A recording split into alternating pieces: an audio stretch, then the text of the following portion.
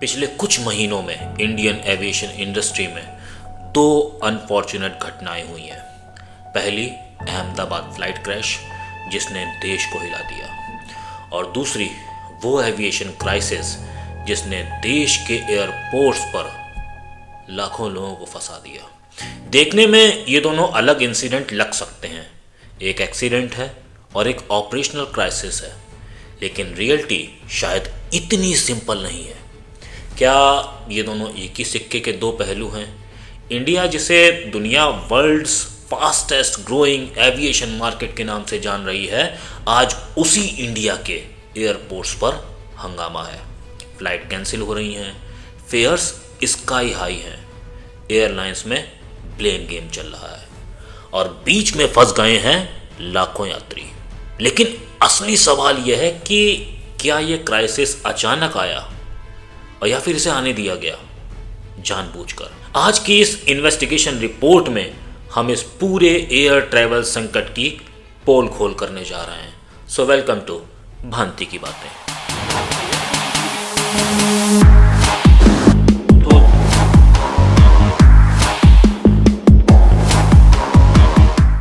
सबसे पहले समझते हैं कि अचानक ऐसा क्या हुआ कि 1000 से ज्यादा फ्लाइट डिले हो गए और 200 से ज्यादा फ्लाइट कैंसिल कर दिए गए और लाखों पैसेंजर फंस गए। मुख्यतः इसके 3 कारण बताए जा रहे हैं। पहला है क्रू शॉर्टेज। कई एयरलाइंस ने अचानक दावा किया कि उनके पास केबिन क्रू की कमी हो गई, पायलट रोस्टर ब्रेकडाउन हो गए और मास सिक लीव्स आ गई। लेकिन सवाल उठता है कि क्यों इतनी बड़ी संख्या में क्रू अचानक अनअवेलेबल हो गया? अहमदाबाद क्रैश के बाद एविएशन मिनिस्ट्री और डीजीसीए पर प्रेशर था सेफ्टी को जीरो टॉलरेंस बनाने का, और इसीलिए गवर्नमेंट ने साल के एंड में एक series of new law apply किया। Pilot duty hours, crew fatigue management, aircraft maintenance audit, सब टाइटन कर दिया गया। अहमदाबाद क्रैश के बाद डीजीसीए पर यह आरोप लगा था कि इंडिया फटीग लॉ को इंटरनेशनल लेवल पर इन्फोर्स नहीं करता, और इसीलिए तुरंत बड़े बदलाव लागू किए गए कि पायलट फ्लाइट ड्यूटी टाइम कम, ताकि उनको ज़्यादा रेस्ट मिल सके। मैंडेटरी रेस्ट विंडो ज़्यादा हो ताकि पायलट्स और ट्रक ड्राइवर्स में कुछ तो अंतर पैदा हो। डबल वेरिफिकेशन ऑफ मेंटेनेंस हो ताकि बिना चेक्स के एयर व्हीकल हवा में ना उड़ सके। एयरक्राफ्ट एजिंग कंप्लायंस हो ताकि कबाड़ प्लेन्स को सिस्टम से बाहर किया जाए, और सरप्राइज सेफ्टी ऑडिट्स हो ताकि हर वक्त एविएशन इंडस्ट्री सेफ्टी फर्स्ट को प्रायोरिटी दे। सेफ्टी के लिहाज से ये सब बहुत जरूरी था। एविएशन में एक रूल कहा जाता है कि a tired pilot is more dangerous than a failed engine, और गवर्नमेंट इसी सेफ्टी को प्राथमिकता देना चाहती थी। लेकिन एयरलाइंस ने इन चेंजेस को एकदम टाइट कॉर्नर में डाल दिया, क्योंकि इनकी वजह से एयरलाइंस को ज़्यादा पायलट चाहिए थे, ज़्यादा क्रू चाहिए था, एक्स्ट्रा बैकअप टीम्स चाहिए थी। वैसे ऑन पेपर तो ये रूल परफेक्ट लग रहे थे, लेकिन प्रैक्टिकली एविएशन इकोसिस्टम इसके लिए तैयार नहीं था, और यहीं से शुरू हुआ आज का ये संकट। Flight cancel, slots collapse, pilot गायब और मेंटेनेंस बैकलॉग, सब कुछ एक साथ हो गया।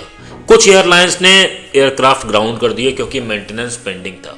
लेकिन ये मेंटेनेंस ठहराव क्यों हुआ? क्यों एक साथ इतने सारे एयरक्राफ्ट ग्राउंड हुए? Big question.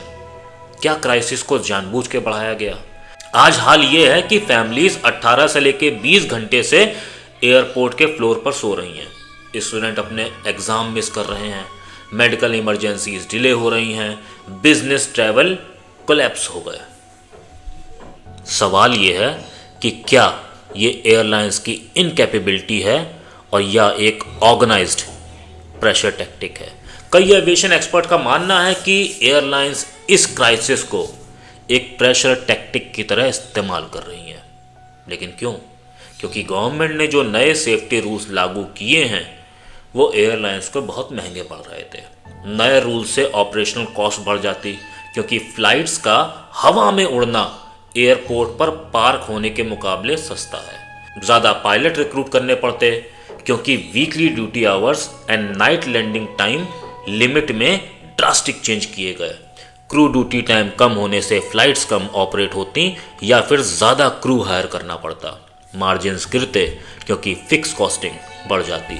कुछ रिपोर्ट्स यहाँ तक कहती हैं कि कई एयरलाइंस अनौपचारिक रूप से प्रेशर क्रिएट कर रही हैं ताकि गवर्नमेंट रूल्स में ढील दे दे।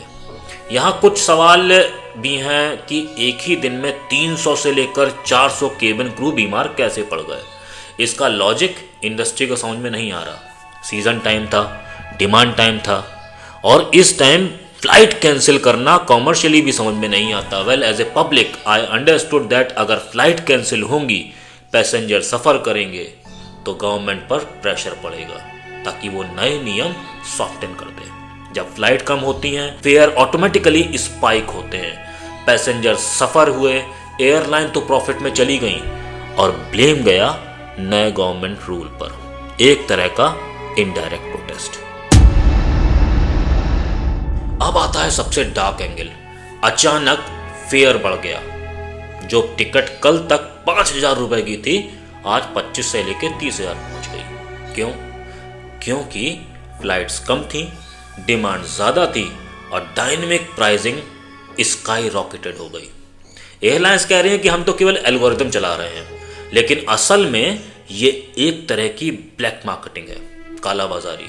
सप्लाई कम कर दो, डिमांड पीक पे रखो, फायदा उठाओ, तमाशा देखो। कई एयरलाइंस ने इंटेंशनली लिमिटेड फ्लाइट चलाई ताकि मेंटेनेंस डिले जस्टिफाइड लगे और फेयर्स अपनी पीक पर चले जाएं। रिफंड डिलेस के बहाने पैसा रोका गया, क्राइसिस बढ़ता चला गया और कई एयरलाइंस ने पैसेंजर्स के पैसे हफ्तों तक रिलीज नहीं किए। ये सारे फैक्ट्स प्राइमा फेसी इस क्राइसिस को एक सोची समझी साजिश प्रूव कर रहे हैं। गवर्नमेंट आज एविएशन में गिनती के प्लेयर्स पर डिपेंडेंट है। उनमें से मेजर कंट्रीब्यूटर है इंडिगो, जिसने एविएशन के 60% इंडियन मार्केट पर कब्जा जमाया हुआ है। और मुनाफाखोरी में ये सारे इतने डूबे हुए हैं कि कई बार एक तरफ से पैसेंजर उतारते हैं और दूसरी तरफ से चढ़ा देते हैं। न क्रू को रेस्ट, न प्लेन की फिटनेस चेक और न ही पायलट का फटीग मेजरमेंट। कुल मिलाकर इन कंपनीज ने इंडियन एविएशन को एक प्राइवेट बस अड्डे में तब्दील कर दिया है। क्या गवर्नमेंट के ये उपाय कारगर होंगे? शॉर्ट टर्म में हाँ, क्राइसिस को कंट्रोल कर लिया जाए, फेयर स्टेबलाइज हो जाए और एयरलाइंस अपनी प्लानिंग को इम्प्रूव करें तो पॉसिबल है। लॉन्ग टर्म में डिपेंड्स ऑन एयरलाइंस। जब तक एयरलाइंस अपनी हायरिंग, मेंटेनेंस और फाइनेंशियल प्लानिंग ठीक नहीं करेंगी, भारत बार बार ऐसे संकट में फंस सकता है। और ये सेफ्टी के लिए बहुत ज़रूरी है, बहुत कारगर है। पायलट का फटीग लॉ बहुत ज़रूरी है। एयर सेफ्टी कॉम्प्रोमाइज़ नहीं की जा सकती। तो क्या ये क्राइसिस अचानक आया या फिर एयरलाइंस और गवर्नमेंट के बीच खींचतान का एक कोलैटरल डैमेज था? सच शायद बीच में कहीं है। अहमदाबाद क्रैश और एविएशन क्राइसिस दोनों देखने में अलग अलग थे, पर शायद एक ही चेन के लिंक्स थे। एक हादसे ने गवर्नमेंट को सख्त बनाया और इन सख्ती ने एयरलाइंस को परेशान किया और एयरलाइंस की परेशानी ने पैसेंजर्स को फंसा दिया। तो असली विक्टिम कौन है? Indian traveller. एविएशन का फ्यूचर तभी सेफ है जब गवर्नमेंट, एयरलाइंस और सेफ्टी तीनों एक साथ बैलेंस हो। This is Vikas Bhanti, untangling the truth behind the turbulence. Stay alert, stay informed, क्योंकि आवाज आपकी भी काफी कुछ बदल सकती है। आज के लिए इतना ही। मिलेंगे किसी अगले एपिसोड में किसी अगली कहानी के साथ में। तब तक के लिए बाय बाय।